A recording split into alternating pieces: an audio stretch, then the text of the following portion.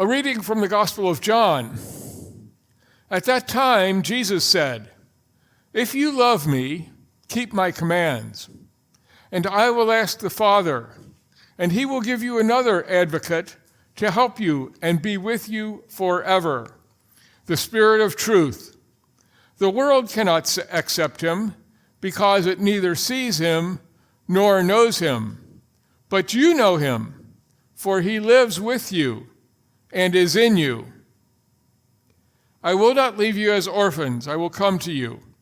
Before long, the world will not see me anymore, but you will see me. Because I live, you also will live. On that day, you will realize that I am in my Father, and you are in me, and I am in you. Whoever has my commands and keeps them is the one who loves me. The one who loves me will be loved by my Father, and I too will love them and show myself to them." My brothers and sisters, have you ever felt alone? Have you ever felt abandoned? I think the answer for most of us is yes. Okay, I really think that the answer for all of us, but I don't want to presume. Maybe there is an exception somewhere out there, somewhere. Maybe there is someone who has never felt alone or abandoned. I guess it could happen. I don't know. From my own viewpoint, though, I think that feeling alone is just about the worst emotion there is. It is the worst emotion there is. I think it's much worse than sadness or grief or just about anything else you could name. The reason I say that, if you are sad, you can turn to someone else for comfort. If you are grieving, you can turn to someone else for comfort. Humans are social creatures. We need each other. Whenever we have any strong emotion, good or bad, we turn to others to share it with them. Anytime we receive any strong news, good or bad, the first thing we do is call up someone else to share the bad news or the news with them. That's what we do. And we can do that with just about any emotion except loneliness. The very essence of loneliness is feeling cut off from every other human being. In some cases, it's being the feeling that you're cut off from every other creature on earth. If I could turn to someone else in times of loneliness, then I wouldn't be lonely. So to me, loneliness, feeling alone, is the worst. It's a feeling we don't deserve. Humans were not made to be lonely. We were made for connection. We were made to be held. We were made to be hugged. We were made to be loved. Jesus knows this. He understands it.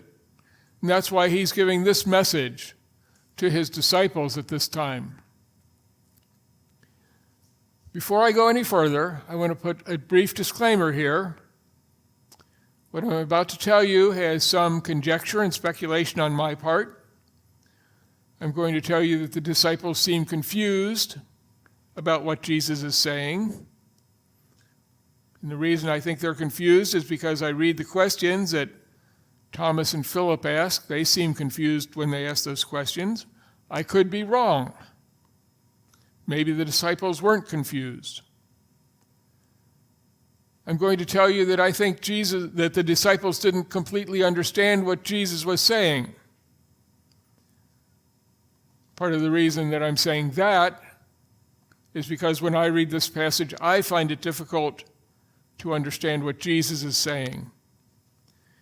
And of course, I'm in a room without any pressure, and I can read it over and over again, still have a hard time figuring it out exactly. The disciples, of course, were in a different room. They were under a lot of pressure. A lot was going on. Jesus was saying it to them once. If I put myself in their situation, I think I wouldn't be able to pick up exactly what Jesus is saying. I would be confused. Maybe they weren't. Maybe they weren't. So I just want to put that disclaimer out there. Maybe they did understand everything Jesus says. And briefly, today's passage is part of the great discourse at the Last Supper in the Gospel of John. Jesus is saying goodbye to the disciples. They don't understand that. They don't know he's going away. They don't know what's going to happen the next day. Jesus does. The Last Supper had started with Jesus washing the feet of his disciples. And they were confused, first of all, as to why he would do that. Jesus was their leader. He was the one they called rabbi or teacher. Washing someone else, especially their feet, was done by a servant. It was done by a servant for higher-ranking individuals. Leaders did not do this for their followers. It was the lower ranks that did it for the higher ranks. So that confused them. And then Jesus tells them that one of them would betray him. More confusion, more distress, more reason for them to be upset. And then on top of those two things, Jesus tells them that Simon Peter would deny him. Now, Simon Peter, I'm sure you all know this, but Simon Peter was not a minor character. He was not somebody hovering on the edge of the disciples. He was right there in the middle. He was one of the big three, along with James and John, the sons of Zebedee. Simon Peter was loud and brash. Sometimes he spoke before he thought. But he was completely, absolutely dedicated to Jesus. The fact that Simon Peter might deny Jesus, that wasn't on anybody's bingo card. But Jesus says that's what's going to happen. So now there's more confusion, more distress, more reason for them to be upset. So Jesus wants to reassure them. And then we get to this passage in the Great Discourse. I think it's a beautiful passage. It's full of wonderful images, wonderful words. My guess, however, is that the disciples didn't really understand much of that at the time. They didn't understand what Jesus was saying because, first of all, they didn't understand Jesus. Just a few verses before this passage starts, Jesus said, "If you see me, you see the Father." And Philip asks, "When are you going to show us the Father?" Philip didn't understand the relationship between Jesus and the Father. As John so beautifully puts it at the start of his gospel, in the beginning was the Word was with God, and the Word was God. The Word was with God from the beginning. Jesus is the Word. Jesus is God. I don't think the disciples really understood that at this time. The disciples thought Jesus was a prophet, one in a long line of prophets. They didn't think Jesus was God. Had you asked them, they probably would have said, well, he's a prophet. Actually, he's a little bit more than a prophet, because they thought that Jesus was the anointed one, the Messiah, maybe half a step above your standard prophet. But still, the Messiah is a messenger from God. The Messiah is not supposed to actually be God. And as we have said many times, Jesus, as the Messiah, is not the Messiah they were looking for. Jesus has not up to this time raised up an army to throw out the Romans. They were expecting that any day now. Jesus has not up to this time ascended to the throne as David had done. They were expecting that to happen any day now. At the time Jesus is making the statements in this passage, I'm not sure the disciples were even listening anymore. We just went over the things he said, the things he did that had them so confused. How could they be listening? It's like when you go to the doctor and the doctor has some really bad news and he delivers the bad news and then he says, okay, we've got 3 options, A, B, and C, and he starts talking about all the pluses and minuses of all these different options. And of course, in my experience, you're not listening. You heard the bad news and you stopped listening there. It's the same thing with these guys. They're so confused. I wonder if they're even listening. Jesus says, I will not leave you orphans. If any of them were still listening, that statement wouldn't have made any sense at all. Who said anything about leaving? Jesus isn't leaving in their minds. Of course you're not going to leave us as orphans because you're not leaving. Again, just before this passage, Jesus had said that he was going someplace to prepare a place for the disciples. Then he said, you know the way to the place I am going. And Thomas had said, actually, we don't know the way because we don't know where you're going. So now Jesus is talking about leaving again. Didn't make any sense. And as I said, I don't think it mattered because I don't think any of them were listening. They were too busy trying to figure out everything else that was going on. But having said all of that, I want to look at this passage because we've got the luxury of looking at it on a Sunday morning, not in real time as Jesus is saying it, but we can take it apart. And we can try and figure out what he's saying here. And the essential message is this. We are never alone. We are never abandoned. Never. Never, never.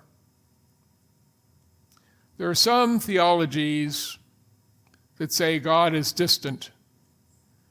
They say that we are here on earth. God is way out there in heaven. God is looking at us from a long way away. And these theologies will say, well, God will eventually judge you. But they think it's kind of like when you go to the store to buy tomatoes. If you're going to buy tomatoes, you walk up, there's a big bin of tomatoes there. And you're looking over them, and you're looking to see the colors and the shapes. Do any of them have bruises? This one looks good. You pick it up, you turn it over. How does the underside look? If the underside is bruised, you just put it back. Go on to the next one. You're rejecting that tomato, but you don't feel that. It's just a tomato. Some people think that that's the way God views us. God's going to judge us. Some are here, some are there, some go to the good place, some go to the bad place. It happens. This passage, however, reveals that God is completely different from that. This passage says that God is near. This passage says God is always with us. And we don't need to do lots of abstract thinking to see that. This passage says that clearly, explicitly. Let's count how many times this passage says that. Jesus says, the Father will give you another advocate to help you and be with you forever. To me, that seems pretty clear. Not much debate there. The Father will give you someone to be with you forever. Forever. With you. So if I ask, when will you be alone? The answer is never. Because the Helper will be with you forever. Jesus goes on to say that this Helper is the Spirit of truth. And then he says, he lives with you and is in you. If we're counting, I don't know if that counts as one or two. But you can't get much closer than that. The Spirit of truth is with you. The Spirit of truth is in you.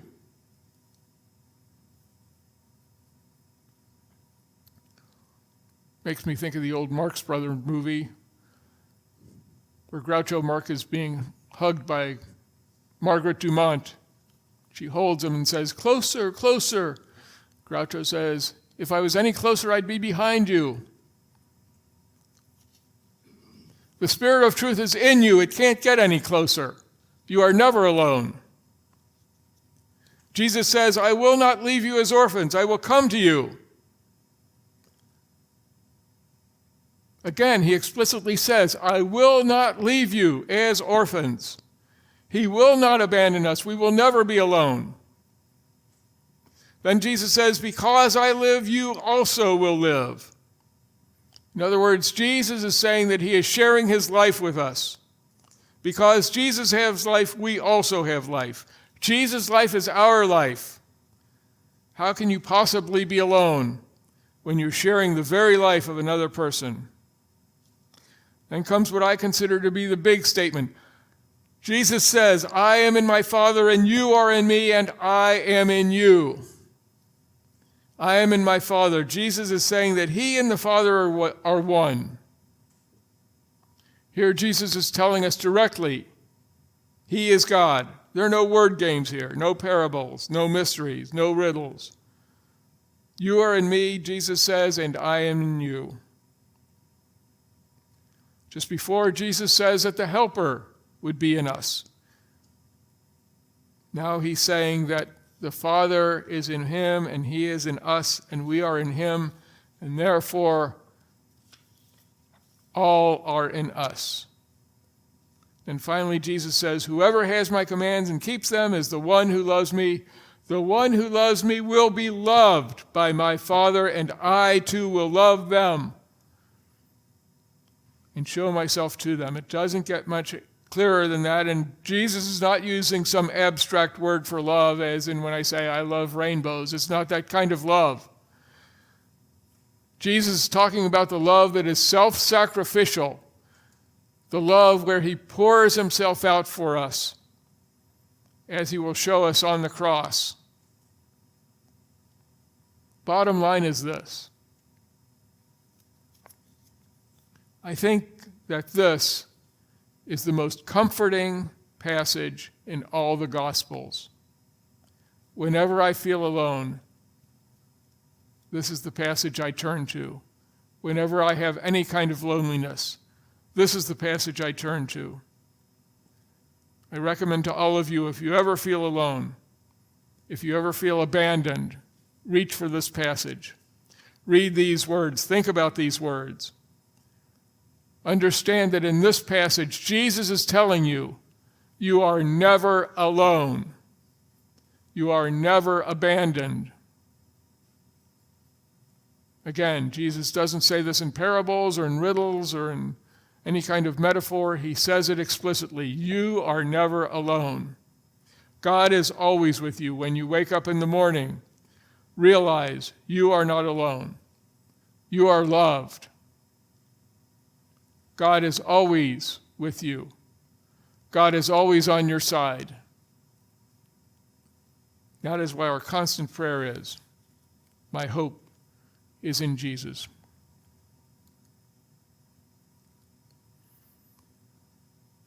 Let us pray.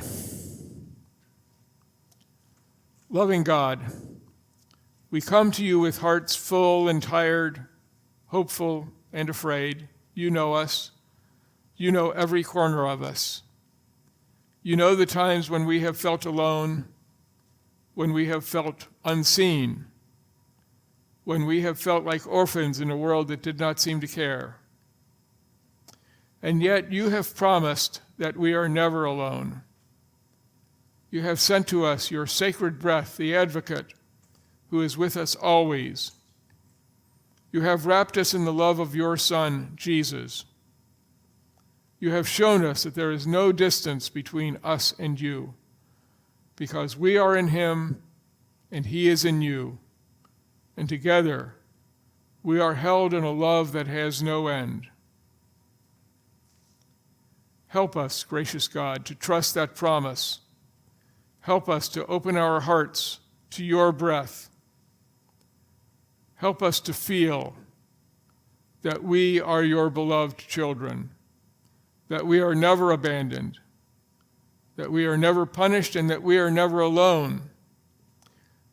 Take away our fear. Take away the lie that we must face this life by ourselves. Fill us with your peace, your joy, your kindness, your courage. Send us out from this place to live as people who know they are loved. We ask all this in the name of your Son, Jesus, knowing that always you are on our side. Amen.